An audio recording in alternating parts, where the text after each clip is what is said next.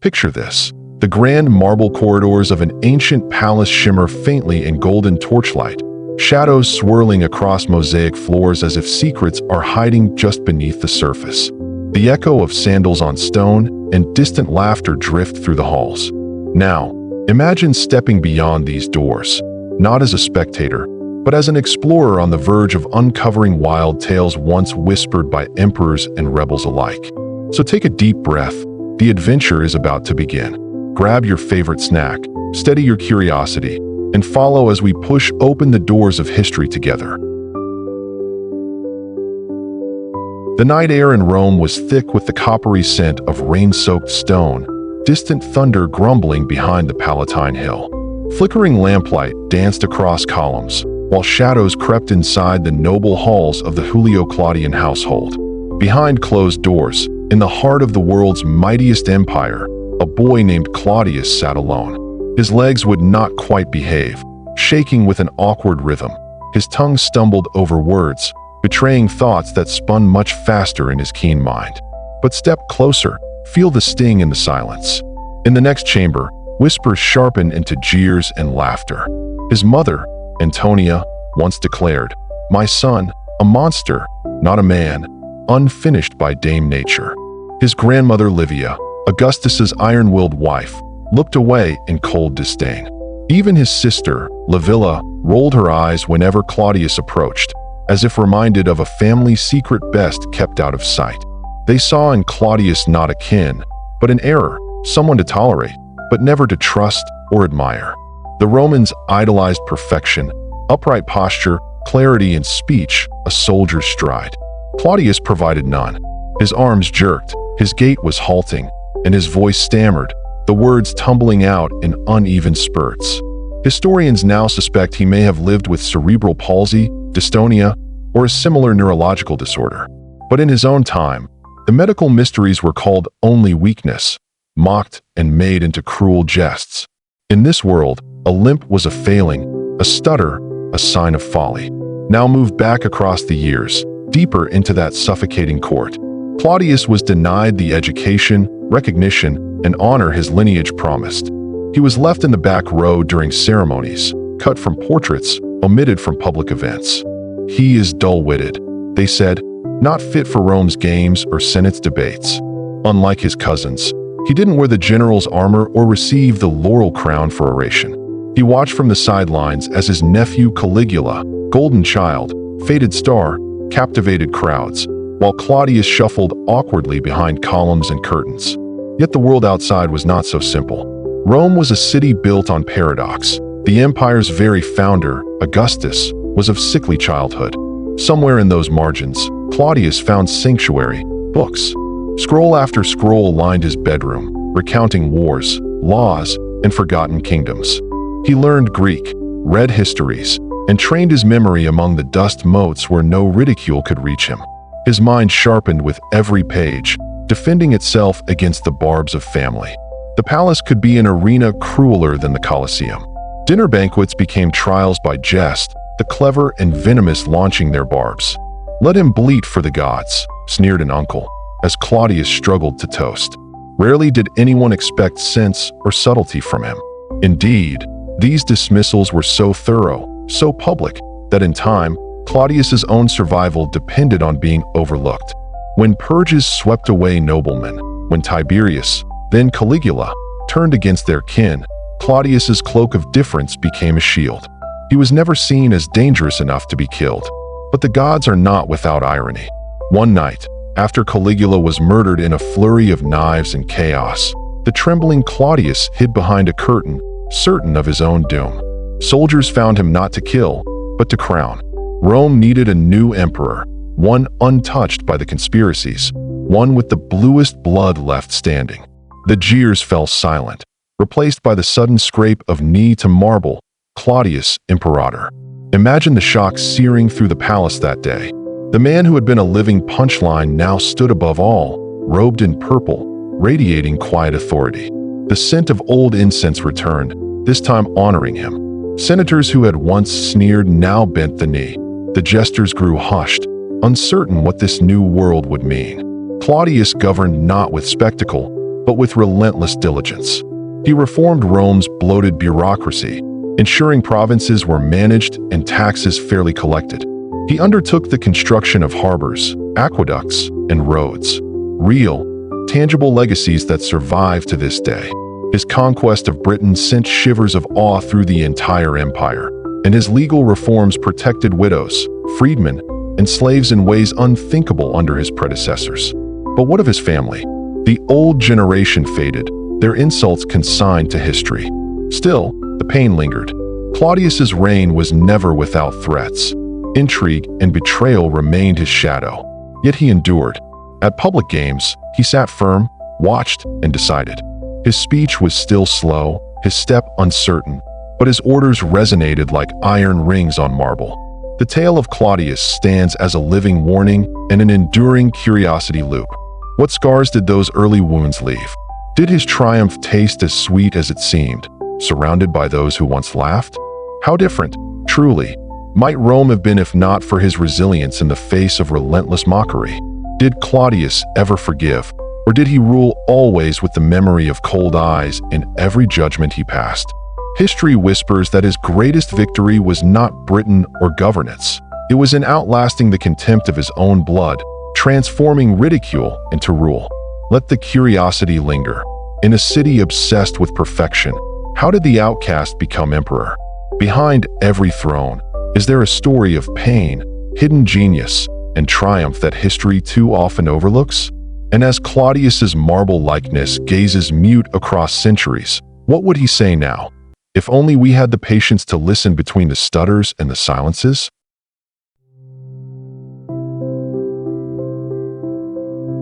The sun hung low over the Nile, staining the river's glassy surface with streaks of burning gold.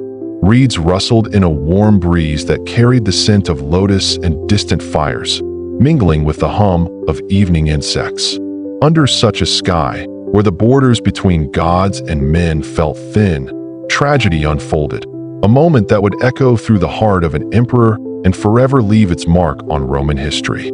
It was here, among the shifting banks and ancient waters, that Antinous, renowned youth of Bithynia, companion to the most powerful man in the world, disappeared beneath the surface. Some say it was fate, others ritual, some whispered darker rumors still. But what would matter, in the end, was the sound that followed, not a cry, but the silence of unbearable loss, rippling from the Nile all the way to the marble palaces of Rome. Imagine, for just a moment, being Hadrian, emperor, traveler, architect of an empire stretching from moody Britannia to sun-baked Egypt. Through all his conquests, campaigns, and clever reforms, nothing compared to the devotion he poured into Antinous. A devotion so intense, it rewrote the rules of love, power, and legacy for centuries to come. From the first, Antinous was more than a lover. He was a living muse. Sculptors scrambled to immortalize his beauty in immortal stone, locking his gentle yet striking features, softly curled hair, thoughtful brow, into the artistic canon of the empire. Hadrian, who cared little for mere precedent, paraded Antinous publicly, not as a shadowy consort hidden from history, but a companion given pride of place beside the imperial retinue. Together they crisscrossed the empire, drawing awe, envy, and endless rumors wherever they went. But after that terrible day beside the Nile, Hadrian's heart was torn open, his grief sweet and terrible as the river's own flood. In that pain, the emperor did what none had ever dared. He demanded that Antinous not be remembered as a mere mortal, lost too young, but transfigured into a god. The wheels of imperial power turned with astonishing speed. Where Antinous had vanished, a new city would rise, Antinopolis, founded by Hadrian's decree, its marble streets and stratified order meant to outlast the tomb. Every block of stone whispered love and longing, while the city's center held the temples and altars for a cult bound by memory as much as faith. This was no empty gesture. Statues of Antinous, some radiant with the calm wisdom of Apollo, others mysterious as Osiris, sprang up across the empire, from Athenian gymnasia to the leafy villas dotting the Bay of Naples. Coins bearing his visage mingled with those of conquerors and statesmen.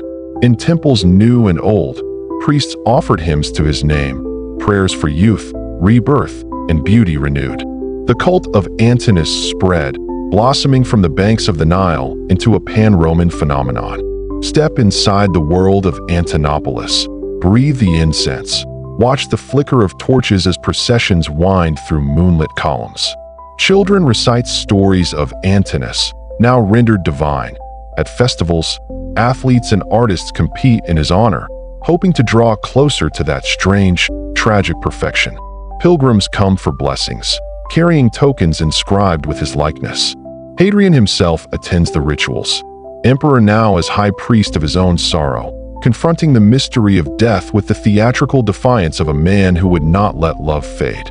Why did Hadrian do it? Was this about legacy, or was it an act of radical vulnerability? Perhaps both. Some advisors murmured unease. Never before had a ruler openly canonized a lover, let alone another man, to such spectacular effect. Yet Hadrian pressed on, fusing Roman custom with the Egyptian veneration for those who crossed into eternity by drowning.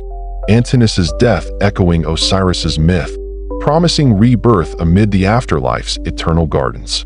The empire watched with fascination. Senators debated, poets composed odes, sculptors chiseled marble softer than flesh. For centuries, Antinous' image adorned city squares, entryways, and sacred groves, his cult mingling with the old gods even as Christianity's shadow crept over Roman lands. But the story doesn't end there. Hadrian's grief became legend, its force so raw it blurred the boundary between mourning and worship. The emperor wandered his later years restless, haunted by Antinous in dreams, turning ever more inward. His building projects, the Pantheon's dome, the endless sprawl of his villa at Tivoli, grew ever grander, as if he could wrest eternity from stone itself, or construct a world in which beauty never withered. Yet questions still ripple through the story. Did Hadrian believe that love could conquer death, or did he hope only to carve meaning from agony? Was Antinous' godhood accepted wholly by the people, or was it an emperor's private plea, broadcast upon the world?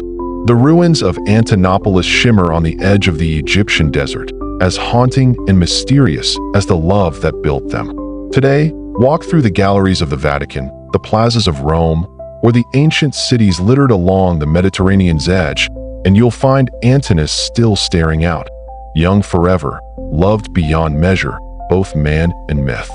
You can almost hear the river and the prayers, the emperor's heartache turned to marble and immortal memory. The story of Hadrian and Antinous is a reminder. Even the world's greatest powers bow before sorrow's tide. True devotion leaves monuments not merely on the land, but in the culture, art, and longing of all who follow. The world changed because a single man refused to let death be the end, forging a cult of beauty and mourning that, for a time, touched even the gods. And so, the question lingers, curiosity unresolved. How far would you go to hold on to love, even if it meant rewriting the very heavens? In the silence after Antinous vanished beneath the Nile, Hadrian answered in a way the world would never forget.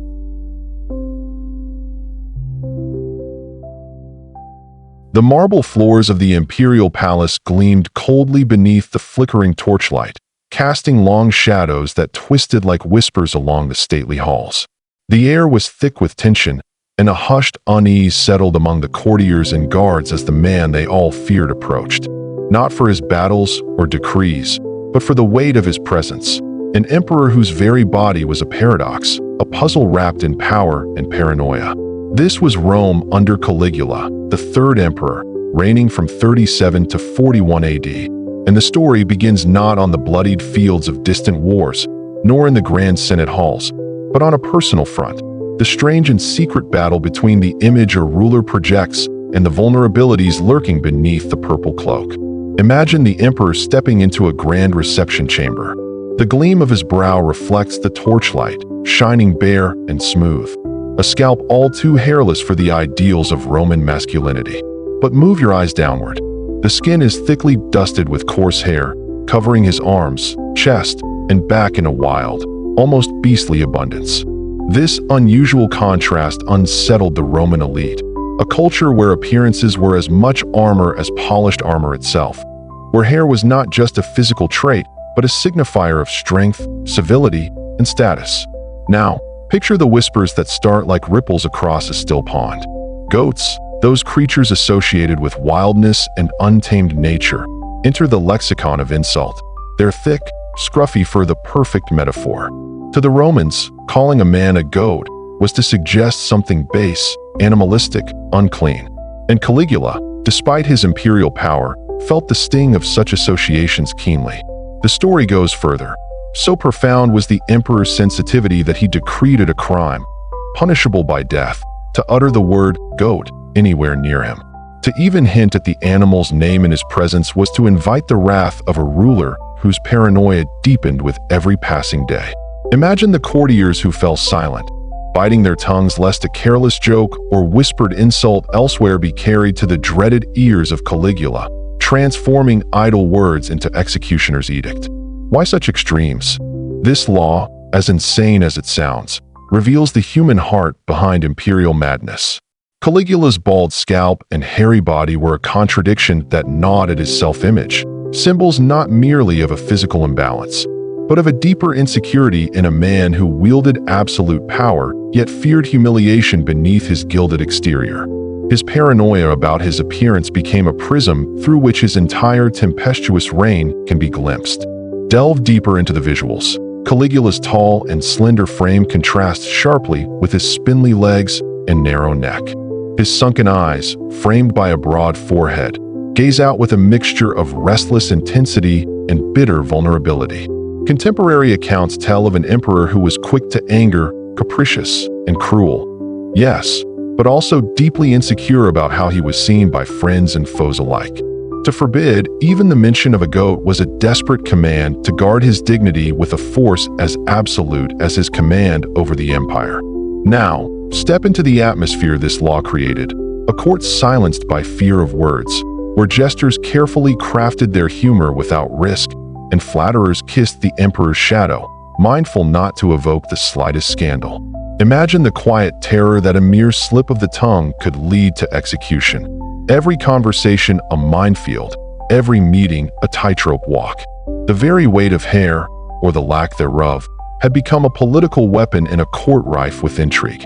Could this odd obsession with goats and hairiness also represent something more figurative? A metaphor for Caligula's chaotic rule? A man whose reign was as wild and unpredictable as the beasts he dreaded being compared to, caught between civilization's order and untamed fury. Did his deep fear of ridicule make him more tyrannical, his measures more draconian? The world watching from Rome's farthest provinces must have sensed a ruler walking a razor's edge between grandeur and fragility. Historians have debated Caligula's mental state endlessly, and this story, his prohibition against mentioning goats, serves as one vivid thread in the tapestry of his legend. It illustrates how a man who shaped the fate of millions could be haunted by an apparently trivial anxiety, turning it into imperial law. In this lies a tragic poetic irony. The all-powerful emperor is shackled not by armies or senates, but by his own personal insecurities. Let's zoom out to the streets of Rome. Citizens whisper about the strange law, exchanging nervous glances. Caricatures of Caligula's bald head and bristly body circulate in secret sketches among common folk, flouting the emperor's attempts at silencing dissent. Yet the punishment keeps most cautious, an invisible leash tightening around the city's tongue. And what of the emperor himself? Did he stand alone, brooding beneath his laurels, consumed by the fear that any slip of language might unravel his carefully constructed persona? Did this law symbolize the fracture between the man and the myth, the human body underneath the divine image? Historians today see the law as more than an eccentric decree. It's a chilling window into ancient Rome's complex dance of power, appearance, and fear. For all his extravagance and cruelty, Caligula's obsession with this one detail reveals a ruler deeply aware of the fragility beneath the trappings of imperial grandeur. This story continues to shock and fascinate, a viral hook from antiquity reminding us that even the mightiest can be undone or defined by the smallest of things. The crime of mentioning a goat is both absurd and deeply human, a stark metaphor for the precarious balance of image and reality that emperors have always navigated. So, standing once more in that great palace. Hear the silence that fell whenever anyone approached Caligula's throne. The invisible rule that transformed a word into a weapon.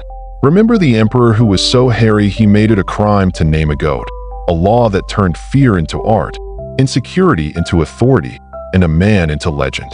And beneath the grandeur, beneath the fury of empire, hear the whispered question that lingers still. How much of the power held by rulers is really just the power to mask their own deepest fears? In Caligula's Rome, even the unspoken carried the weight of death.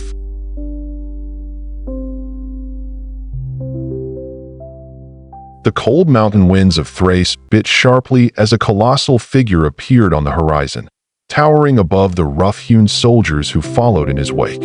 Imagine a man so enormous he seemed less like a human and more like a force of nature, a living mountain whose footsteps echoed like thunder across the rugged countryside. This was Maximinus Thrax, the empire-shaking giant of Rome, whose legend would grow to mythic proportions as both a warrior and a man whose sheer size redefined what power meant in the ancient world. Picture the harsh clatter of armor, the grunt of heavily muscled men in battle-hardened leather, and the thick, earthy scent of the forests surrounding his youth. Born in the remote and unforgiving Thracian highlands around 173 AD, Maximinus was no ordinary man. Ancient scribes, with a mix of awe and fear, described him as standing over 8 feet tall, an unprecedented height in an era when most men barely reached 5.5 feet.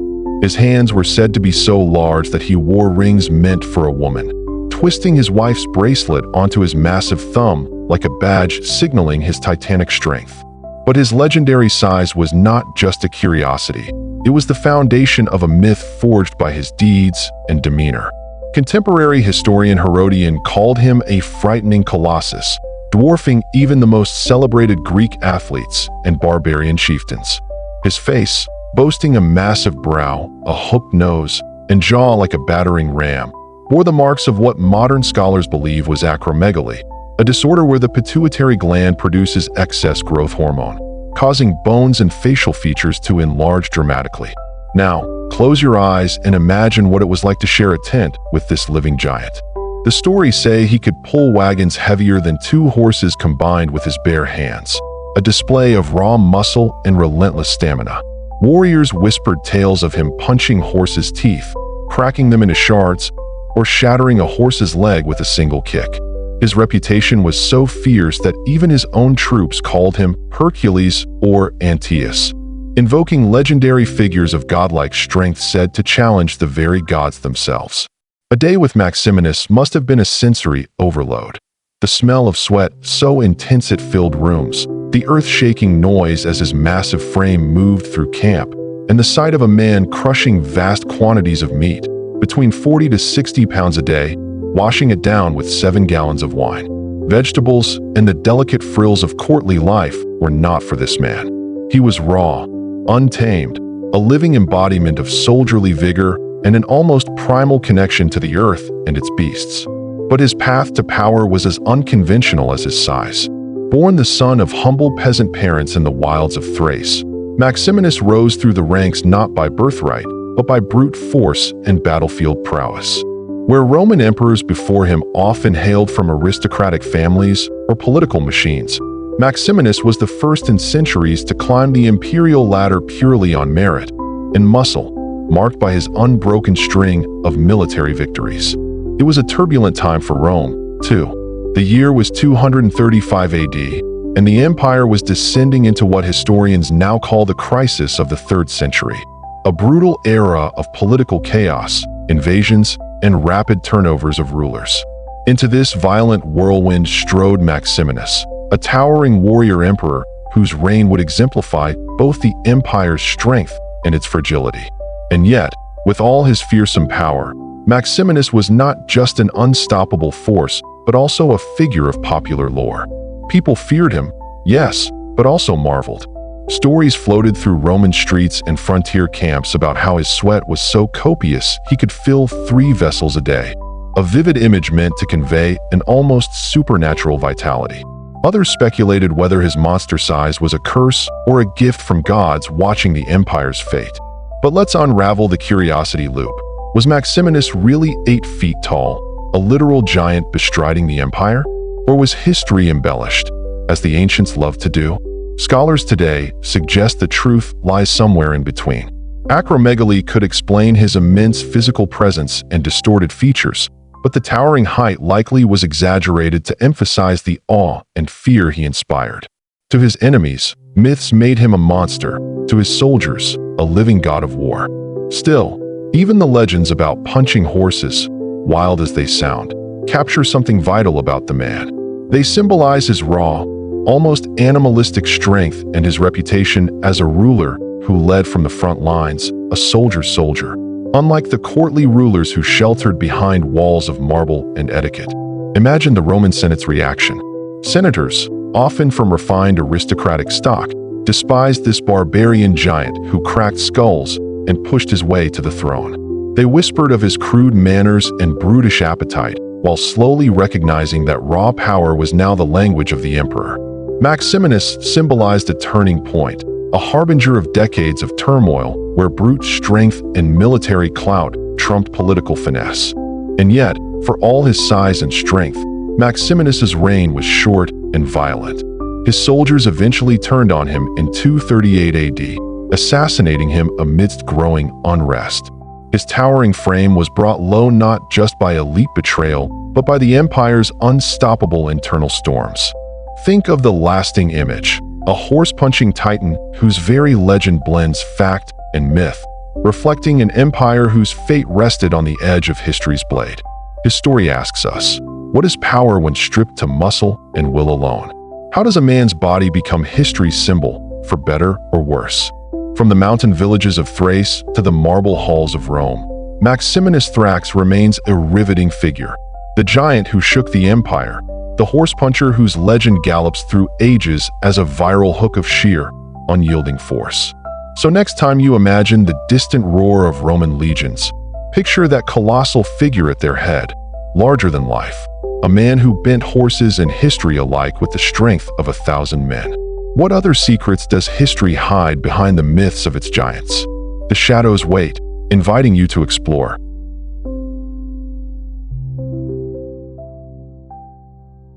A hush settles over ancient Rome as dusk melts into velvety indigo, and the city's marble facades gleam under the torchlit sky. The heart of the city pulses with history. Statues loom over bustling forums, their silent bronze gazes watching centuries unfurl. Among them stands a colossal wonder, a horse rearing, muscles taut, and astride it, an emperor commands with serene wisdom. Marcus Aurelius, frozen in time, his arm raised, fingers sculpted mid-thought. But this statue was not always guaranteed its place in perpetuity. If you lean close enough to the patina, you might hear the statue's double heartbeat, one of the Stoic philosopher emperor, the other of a mistaken identity, an error that would become its salvation. Let's journey back to a moment when the echoes of empire lingered as ruins and ghosts. It is the dawn of the medieval age, the city shrouded in uncertainty. Bronze, once the flesh of gods and emperors, has become the currency of survival. Rome is changing. Temples crumble, old altars topple, and the new faith, Christianity, has its own ideas about which monuments should stand and which must vanish. One by one, statues across the ancient city are dragged down, melted, erased, their glory devoured by the furnaces of time, their metal reborn as bells, tools, weapons, sanctified and stripped of old pagan stories. You can almost smell the acrid tang of molten metal, see the frantic movement of workers toppling horsemen from pedestals, and hear the lament of scholars watching their world's memory dissolve. Over 20 equestrian statues, each with its own legend, meet this fate. The city's past is vanishing, memory by memory. Yet, improbably, one statue remains. Through rain and sun, through centuries of war, plague, and reinvention, Marcus Aurelius sits astride his mount, unbowed. Why? Because of a simple, almost comical twist of fate. The people come to believe this regal figure is not Marcus Aurelius, but Constantine the Great, the first Christian emperor, the man who ended the persecution of Christians and made the faith Rome's own. Constantine, the legend whispers, defeated his enemies under the sign of the cross, changed the world, and deserves reverence. Almost overnight, the statue transforms from a relic of old, pagan Rome into a sacred guardian of the new order. Imagine processions of priests and townspeople circling this monument, whispering prayers not to the stolid philosopher-emperor, but to the man they imagine ushered in Rome's Christian age. The hands that pulled down so many others hesitate here. The hammers that threaten destruction fall silent. The statue stands, untouched, venerated, and above all, undisturbed. But consider what's really unfolding in the city's collective mind. Why did this misidentification take root? Perhaps it was the beard. Constantine was usually shown clean-shaven, while Marcus Aurelius was famous for his philosopher's beard. Or maybe it was the pose, the commanding gesture. But facts are often irrelevant in the realm of survival. What mattered was belief, and belief made this statue inviolable. The lines between memory and myth blur, and Marcus Aurelius slips into a new role, guardian of faith and continuity. Centuries pass. Rome changes hands. Goths, popes, emperors, artists. The statue stays, though its meaning mutates. Imagine children playing in its shadow, its feet worn smooth by pilgrims' reverent touch, or artists sketching it in the glow of sunset. The city's leaders understand the statue's power. When Michelangelo strides onto the Capitoline Hill in 1538, tasked with reshaping the city's heart for a new age of grandeur, he chooses this statue as centerpiece. He recognizes its mystery, not just its craftsmanship, but its strange, miraculous persistence. Michelangelo has the statue moved, with painstaking care, to the redesigned Piazza del Campidoglio, high on the Capitoline Hill, watched by ancient temples and sweeping stairways. There, it becomes more than imperial memory. It now watches over popes and pilgrims, revolutionaries and tourists, the embodiment of Rome's survival through reinvention. Step closer to the bronze. You can trace the wear of time, patches where gold leaf once glimmered in sunlight, the green patina that gives it an almost living quality. Despite being moved, restored, even threatened by pollution and protest, its essence endures. In the modern age, for conservation, a replica now stares out over the piazza, while the original rests safely indoors. Yet, for every Roman heart, both are real. Let your mind wander back to Marcus Aurelius himself, the philosopher who wrote Meditations while on campaign, his thoughts ranging from duty to humility, fate to suffering. His statue, intended as a tribute to calm leadership in chaos, becomes, through error, a symbol of hope, continuity, and faith. Would he have understood the irony? Perhaps smiled with stoic amusement? But why should this curiosity loop linger? Because the statue's survival is a microcosm of history's accidents, a testament to how error and myth can preserve what fact and intention might destroy. What if one scribe had identified the statue correctly in a crucial moment? Would a generation's reverence have turned to neglect? Would the statue have been lost, molten, forgotten, its wisdom dissolved into the shapeless needs of the day? Now, as sun slants across the piazza, crowds stand transfixed, selfies flashing, guides spinning tales. Few know, or pause to consider, that they are gazing at history twice removed, the vestige of a wise emperor cloaked in another's legend, a survivor because someone, somewhere, got the story wrong. Or did they? Perhaps history chose, in its own mysterious way, to save the most fitting messenger. So next time you walk Rome's cobbled streets and glimpse Marcus Aurelius's bronze eyes watching, remember, sometimes history's most enduring marvels are rescued not by design, but by accident, by the persistent, mythic power of mistaken identity and the resilience of memory itself. For what other secrets linger, disguised and undetected, in the shadows of our world's oldest stories? Every statue has more than one life, and in Rome, every echo is a question waiting for you to listen. The heavy stone corridor outside the imperial chamber seemed to hold its breath that day in 79 AD. Flickering oil lamps cast uneasy shadows across the marble walls of Rome's palace, the scent of burning herbs mingling with a faint tang of incense. A somber atmosphere for the final moments of one of Rome's most pragmatic and enduring emperors, Vespasian. But despite the pall of death looming large, something unusual stirred in that room, an unmistakable glimmer of humor, a spark of irreverence that would echo through the ages. Picture the scene. Vespasian, the very embodiment of hard-won power, lay on a simple bed, muscles weakened but spirit sharp. The pallbearer of peace after Rome's chaotic year of the four emperors, he was no stranger to upheaval and intrigue. His journey to the throne was remarkable, a common soldier whose iron will and practical mind restored order when the empire was reeling. Yet now, surrounded by anxious family and trusted advisors, the inevitable was near. The air was heavy with the hushed whispers of grief and dread. And then, in the stillness, a faint smile flickered at the corners of the emperor's lips. A wry, knowing smile that broke the tension like a sudden clash of cymbals. For Vespasian, even in the face of death, was not about to surrender to solemnity. Instead, as his breathing slowed and the shadows deepened, he gathered enough strength to utter one last unforgettable phrase, a joke that would outlive empires and inspire generations. Vi puto deus fio. Woe is me. I think I'm becoming a god. The room froze. A murmur rippled through the courtiers.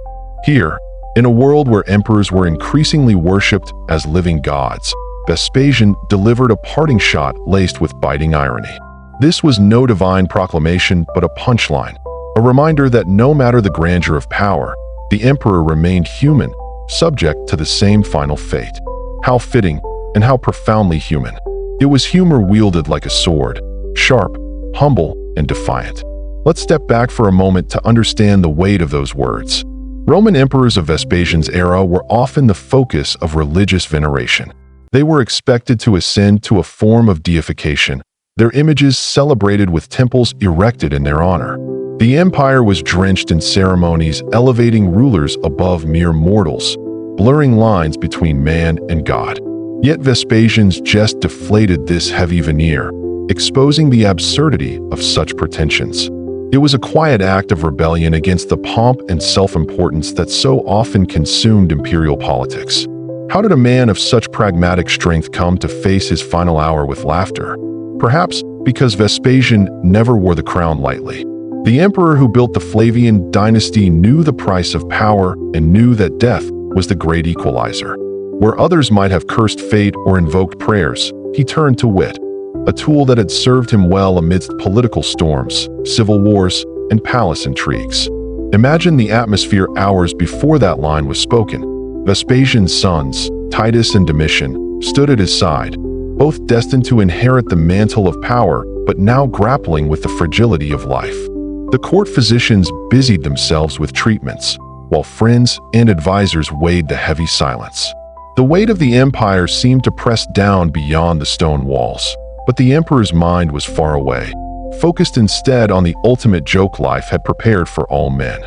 And so, in a room lined with marble busts of long-dead rulers, with the fading light of day slipping softly past stained glass, Vespasian made his final mark, not as a man begging for glory or mourning his inevitable end, but as a shrewd observer of human folly. His words were at once a jest and a lesson. No matter how high one ascends, death brings kings low and gods to earth. What kind of man leaves the world not with a lament, but a punchline? Vespasian's story is one of relentless grit and unexpected charm. Born in humble circumstances, he rose through military ranks, a soldier who understood the pulse of Rome's streets and the temper of its legions. The Colosseum, still standing as a testament to his reign, symbolizes his firm yet effective rule, an empire built not just on battlefield victories, but on the construction of monumental legacies. Yet his personality, remembered through anecdotes like his last words, paints a portrait of an emperor who never lost his common touch. In the grand tapestry of Roman emperors, some boastful, others brutal, many tragic, Vespasian's final moment is a rare gem. It is a vivid human scene, a powerful man stripped of all trappings, facing death with a grin of irony. His humor slips past centuries as a viral hook that compels us to ask new questions. What did his family think in that instant? Did they laugh or weep? How did the Senate react to the knowledge their ruler, soon to be deified, had mocked the process outright? And what does it reveal about the fragile balance between power, mortality, and legacy. Historians have long preserved this moment because it captures the very essence of Roman politics and human nature. The joke was more than a quip, it was a final assertion of control. When an emperor jokes on his deathbed, he asserts his will one last time, shaping his remembrance not by grandeur or fear, but by the irrepressible spirit of wit. Today, as we walk the ruins of that mighty empire, hear echoes of crowd cheers in the Colosseum, and read the stories carved into stone, Vespasian's last words remind us of the fragile humanity beneath the armor of divinity. They remind us that behind every throne is a mortal, and behind every legend, a person who can still laugh in the face of the end. So imagine the room once more, the flickering flames, the distant murmur of guards, the emperor laying down his last burden. With that final joke, Vespasian closed not only his eyes, but a chapter in history that embraces the tragic, the political, and the absurd. It is a scene alive with contrast, the solemnity of death touched by the lightness of laughter, the weight of empire lightened by a single, immortal punchline. In the centuries to come, Vespasian's phrase would slip into everything from history books to casual anecdotes, a viral echo from Rome's heart. It was the perfect viral hook that transcended time, an emperor, the end of an era, and a joke that still makes us smile across millennia, because sometimes the greatest power lies in knowing when to laugh last. The sun had barely begun its slow crawl over the horizon when the city of Rome stirred awake in 138 AD. The air hung fresh with the distant scent of the Tiber River mingling with the aroma of fresh bread from bustling bakeries. A gentle breeze whispered through marble columns, carrying the faint melodies of merchants setting up their stalls and children's eager chatter. Yet beneath this everyday bustle lay a profound calm, a rare peace that seemed to pulse like a steady heartbeat through the veins of the empire, an era crafted by the stoic and steady hand of Emperor Antoninus Pius. Imagine standing amid the Grand Forum, where senators discuss laws that will shape lives across continents. But unlike many times before, there is no urgent whisper of conflict or disorder. Instead, an almost tangible sense of order prevails. Antoninus Pius, who assumed the Roman throne that very year, steered the empire through one of its most tranquil chapters, a historical moment where the usual clangor of war was conspicuously absent, replaced by a focus on stability, justice, and reform. How did Antoninus Pius achieve this? What was his secret in maintaining such peace when the empire's past was often marked by violence and upheaval?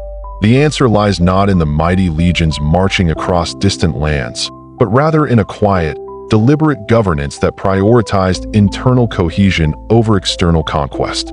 To grasp the uniqueness of his reign, we must understand the context of Rome's historical appetite for expansion. For centuries, emperors wielded their power through military might, often plunging the empire into grueling campaigns. Julius Caesar's Gallic Wars, Trajan's conquests in Dacia, the constant turmoil along the empire's vast frontiers. Wars were the norm, and peace was a fleeting guest. But Antoninus Pius, who came to power after Hadrian, an emperor famous not for expansion, but for consolidating and fortifying Rome's borders, chose a path less taken. One of Antoninus' most visible legacies was the construction of the Antonine Wall in Britannia, a 39-mile-long fortification north of Hadrian's Wall. Unlike arenas of conquest, this wall was defensive, a concrete statement of enough. Its purpose was to secure the empire's borders against raids, not to push the limits of Rome's reach.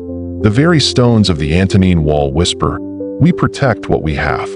This decision to focus on defense and stability rather than conquest reflected a deep understanding of the empire's needs, a strategic wisdom that few rulers dared to embrace. But defense was only part of the story. Antoninus Pius' reign stands out because of how he governed internally.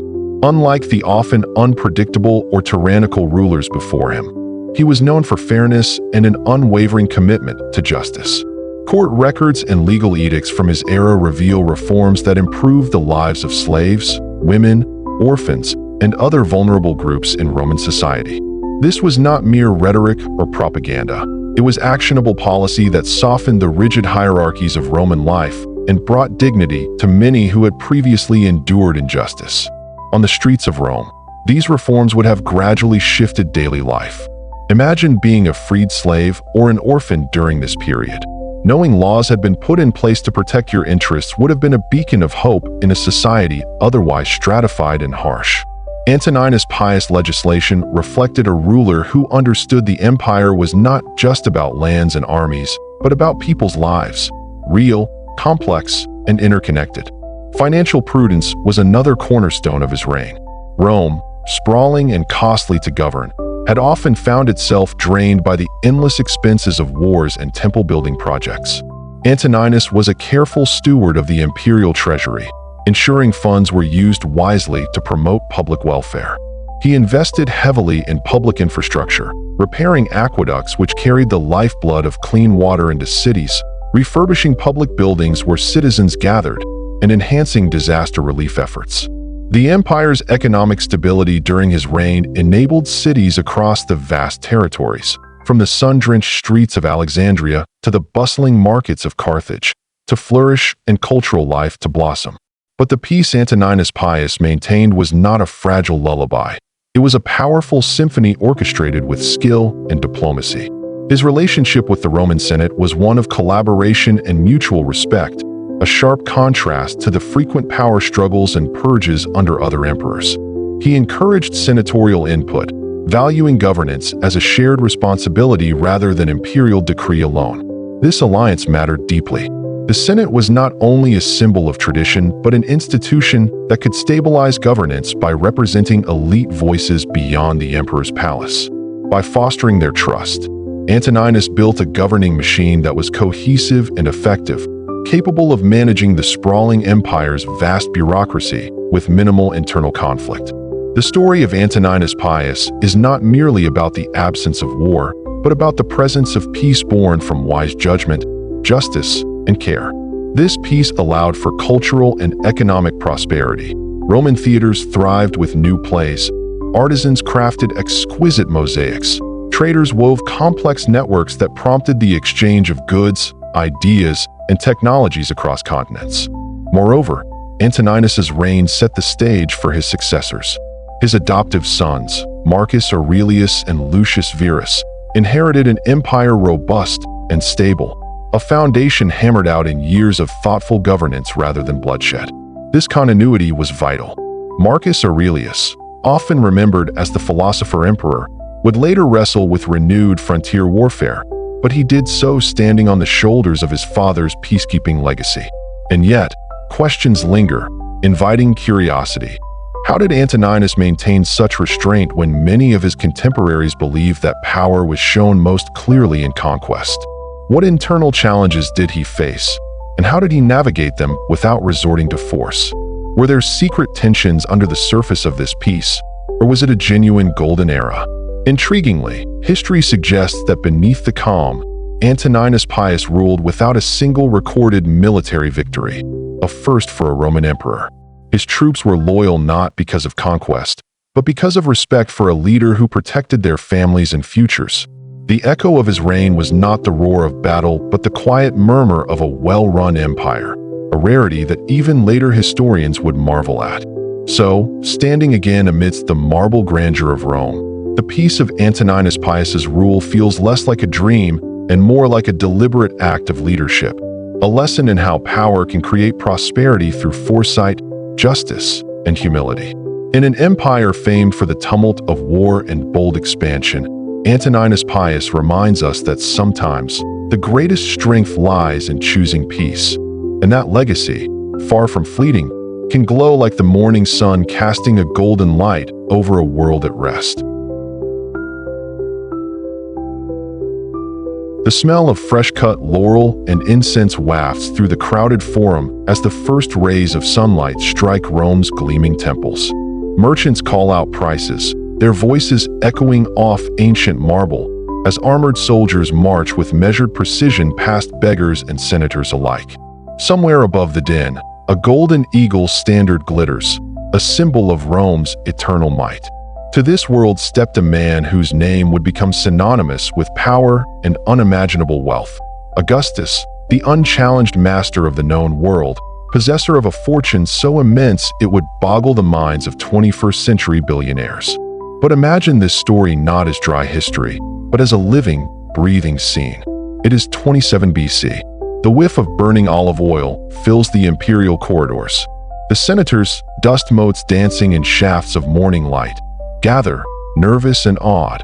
For today, Gaius Octavius, now called Augustus, will address them. Unbeknownst to many, this unassuming man controls not merely Rome, but a treasury the world has never seen before. His fortune, measured in today's dollars, soars past $4.6 trillion. The mind reels at the sheer scale. What does that mean in real terms? In his hands, Augustus holds far more than gold and jewels. He owns empires themselves. His wealth starts with the legacy of Julius Caesar, his adoptive father, whose assassination left not only a power vacuum, but a staggering inheritance. Augustus inherited 75% of Caesar's accumulated fortunes, land, treasure stolen from the ends of the earth, all pouring into his coffers like the flooding Nile. Yet this was only the beginning. Feel the tension in Egypt's stifling deserts. Listen to the rousing chants as Cleopatra's proud navy drifts into defeat at Actium. Across the Mediterranean, a shift is felt in the markets and granaries. Egypt, the breadbasket and jewel of the Mediterranean, now becomes Augustus's personal estate. Grain, papyrus, and gold, all are redirected from Cleopatra's grand halls to the vaults and palaces of Rome's new emperor. This move alone doubles Augustus's fortune overnight, making him master of millions of lives and the economic output of Africa's richest province. But still, the story deepens. Augustus was not content to hoard wealth in secrecy. His genius, his uncanny ability to command loyalty, lay in his shrewd, almost theatrical generosity. Picture the clang of hammers in the city as new roads are built, aqueducts rise to carry fresh water, and art flourishes under his patronage. He pays with his own funds, no taxes levied, but gifts from his unfathomable reserves. He finances 30 entire Roman legions, not as a burden shared with the Senate, but as an act of personal stewardship. Imagine paying the annual salaries of more than 150,000 soldiers from your own pocket, not for a year, but for decades. Augustus did this, and the silent gratitude of the legions bound them to his rule far more snugly than iron chains. Walk with him through the winding streets of Rome. He sees the destitute, men and women hungry and listless. Augustus institutes the Roman grain dole, a social welfare system, ensuring every citizen has bread on their table.